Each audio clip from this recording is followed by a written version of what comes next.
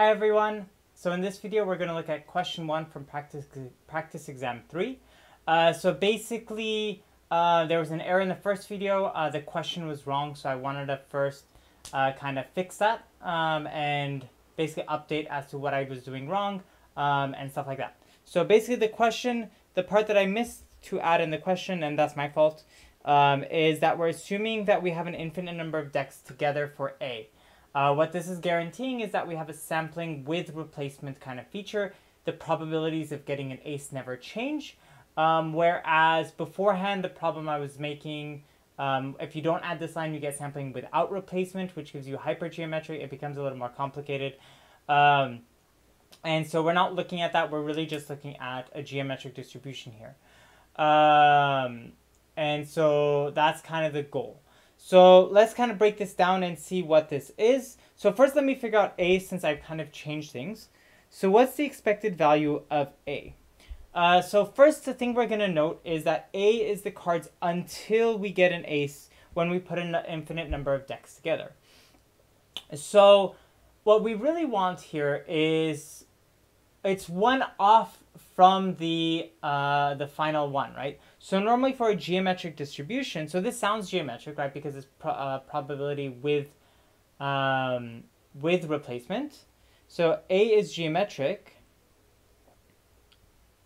But normally for geometric, we're off by where we look for the ith iteration.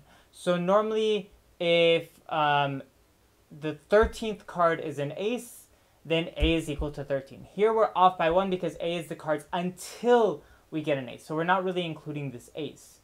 So as A is geometric but off by 1. But off by 1. In other words, this expected value is going to be the normal expected value, 1 over p, but we want to subtract 1 to kind of incorporate this off by 1 thing. So off by 1,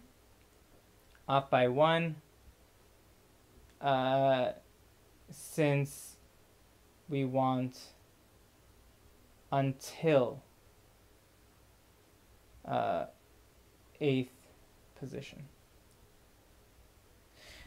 And so in this case, what's our p? So p in this case is equal to 1 over 13, since there's a 1/13th chance of getting an ace. And so that's it. Since we have an infinite number of decks, our probability never changes. It's always 1 over 13. And so we get a geometric distribution. So we get 1 over 13 minus 1, which is 13 minus 1, which is 12. So we expect 12 cards until we get an ace on the 13th. Okay. So what is the question itself asking? So of these A cards, we're going to let T be the number of 2s, and we want to know the expected number of 2s. So we want to know the expected number of 2s, which is E of T.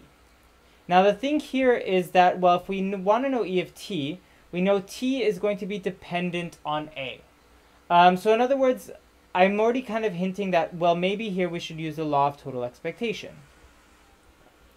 So if we use the law of total expectation, the question then becomes, well, okay, what is T given, the expected value of T given A? What is this function?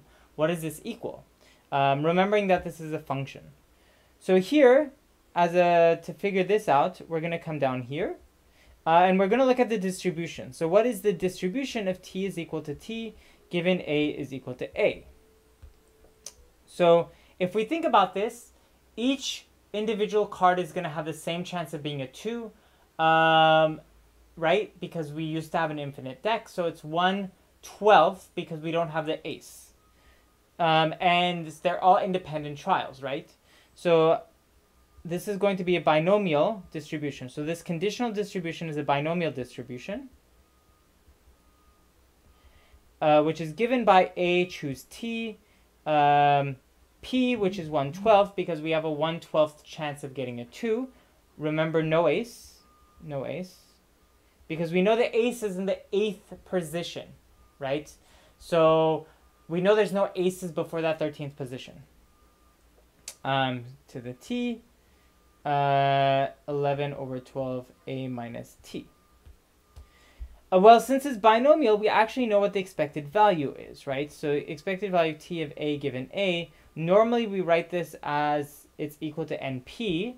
So in our case, our N is equal to A, our P is equal to 1/12, so it's A over 12. But what this is telling me is, remember that this is saying that two functions are the same. So E of t given A is equal to A over 12, right? When I substitute in A equals to A, then I get that. Okay, so what this means is now I can take this and plug it into here. So we get E of A over 12. This is 1/12 of E of A. And what's the expected value of A? This is just 12. So we get 12 over 12 is equal to 1. So we get the same expected value before I made the mistake. So this is why I didn't catch it right away, because we actually end up getting the same answer. But notice how it's a little bit different because we need to include that infinite number, and we need to incorporate that this is off by 1. The exam question should be not as difficult. It should be a little easier. But yeah, so that's it. That's it. So good luck on the exam. Good luck in life. And I will see you later. Bye.